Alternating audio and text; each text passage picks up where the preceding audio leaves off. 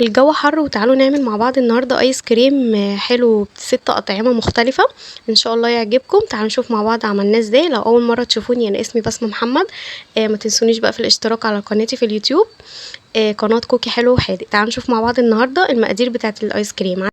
عندي هنا كوبايه من كريم شانتيه بودر الخام، و5 معالق من السكر البودر، وكمان 3 معالق كبار من الكريم باستري. ان انت تضيفي هنا كريم باستري ده بيسهل عليكي مراحل كتير بدل الحليب المكثف، وكمان بيديكي طعم حلو جدا. هنضيف بقى عليهم اللبن تدريجيا ونضرب بالمضرب الكهربائي. حصلي على قوام متماسك، مش تقيل قوي ولا خفيف قوي زي ما وريناها لكم كده في الفيديو، زي التزيين بتاع الكيكات. نعمل 6 اطعمه. تعالوا نشوف مع بعض الاطعمه بتاعتنا ايه هي.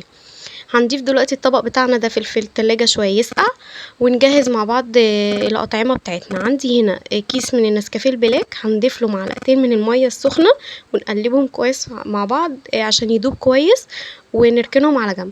عندي كمان كيس من النسكويك اللي هو المشروب بتاع الاطفال اللي بيتحط في اللبن، هنضيف عليه معلقتين من الميه السخنه، يبقى صوص كده عشان نقدر نضيفه على الايس كريم.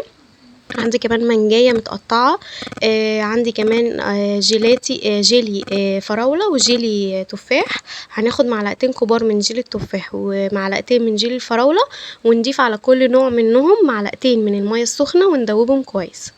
عندي كمان كيس كراميل، صوص كراميل جايباه جاهز من بره، مش غالي ب5 جنيه الكيس. وعندي كمان كيس صوص شوكولا، وعندي كمان كيس فيه كور شوكولاته صغيره كده هزين بيها.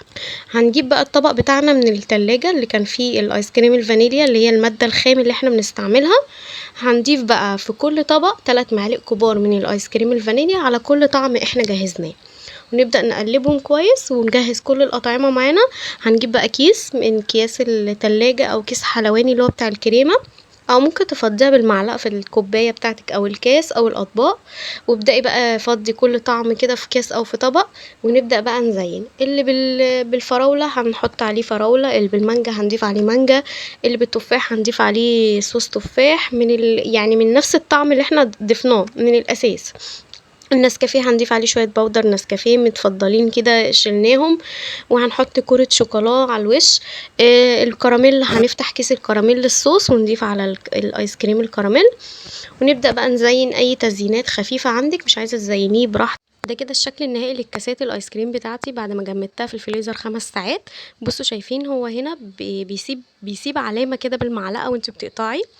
ده كده بعد 5 ساعات، بس يعني المفروض ان احنا نسيبه اطول شوية لان الفريزر بتاع تلاجة البيت غير الفريزر اللي بره بتاع الايس كريم، فلازم تسيبيه مدة اطول. بس شايفين سايب علامة كده مطرح ما قطعت من المعلقة، بس طعمه حلو جدا في منتهى الجمال. عاملاه بنظافة، مضمون جدا 100% في البيت. وفرحي اولادك وفرحي اسرتك. وان شاء الله يكون الفيديو بتاع النهارده عجبكم. ما تنسونيش بقى في اللايكات والاشتراك وتفعيل زر الجرس عشان الكل يستفاد من الوصفات. وان شاء الله نتقابل مع بعض في فيديو جديد ووصفة جديدة، والسلام عليكم ورحمة الله وبركاته.